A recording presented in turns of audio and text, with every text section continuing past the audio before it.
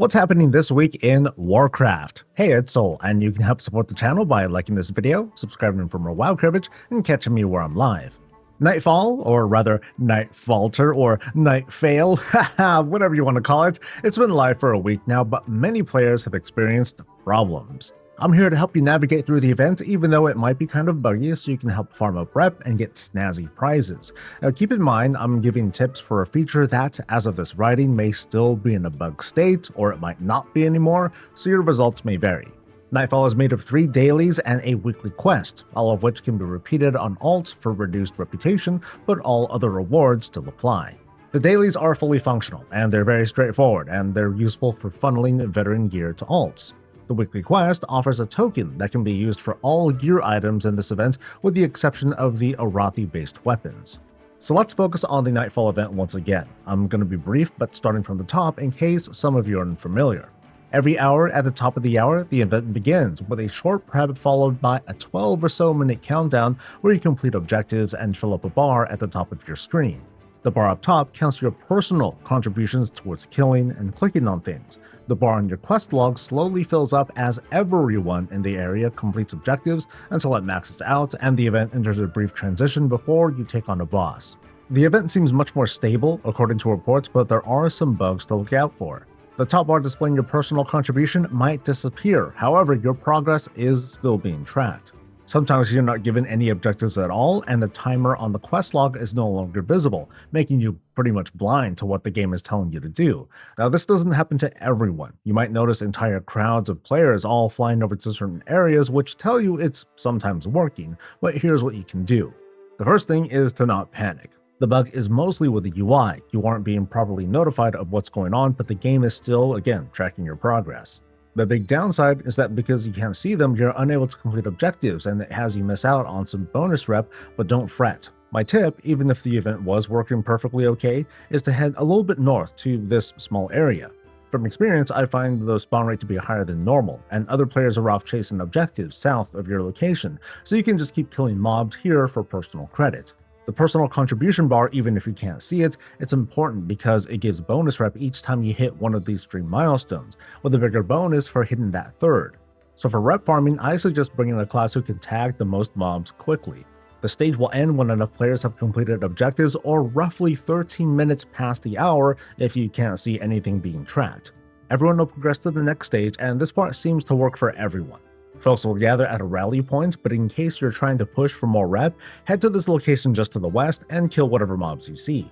Shortly after, more mobs will spawn in the same area and other players will be directed here to engage. I'm just trying to get you to come here a bit early. After about a minute or so, the boss appears, then just defeat it when it spawns.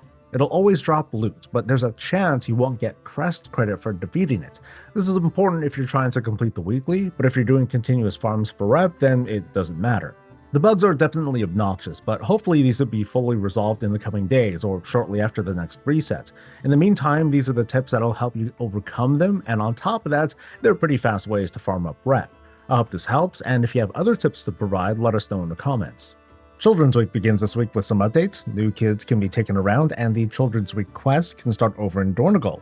New to the toy and pet seller are some new pets and a transmog arsenal featuring weapons and a shield. So this will be, in fact, I think this is going to be the second time we do this holiday. Should be fun.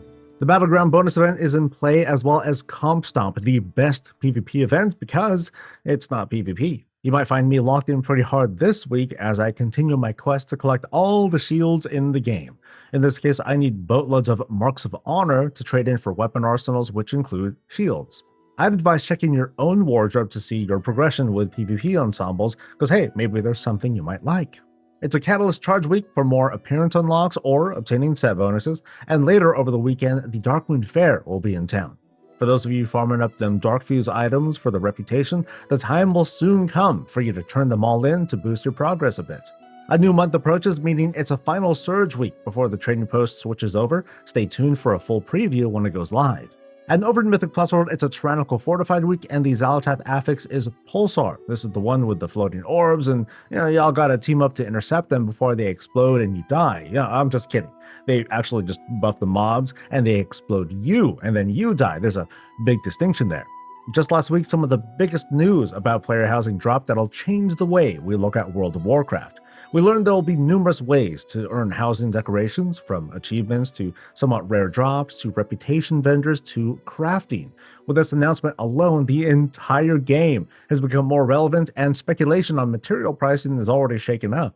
I'll talk more on this later, but you might want to ask yourself if one, if you're interested at all in housing, and two, what sorts of things do you want to start working towards when it comes to these legacy goals that unlock recipes or other unlocks, because, well, somewhere in 20 years worth of WoW are opportunities to create the kind of space you want to make. That's what we know is happening this week, but as news breaks, I'll pick up the pieces and show you all the good stuff. And don't forget to drop by the stream, twitch.tv/SoulSoBreezy, in case you're still working towards getting that Beatrice pet. Please like the video, subscribe for more WoW coverage, catch me live, and I'll catch you later. Stay safe, stay healthy, and stay breezy. Hey look, it's a new month, come and join me. We're gonna do collecties. Cause tender is my breakfast, tender's what I breathe. Tender is the loot I collect from the corpses. Tender's running through my veins. Tender's both my pleasure and pain. It's like coffee, tender's in my cup. Suddenly it's not cause I bought things. Check me on my badass broomstick mount. Got my tender than your mama can count on.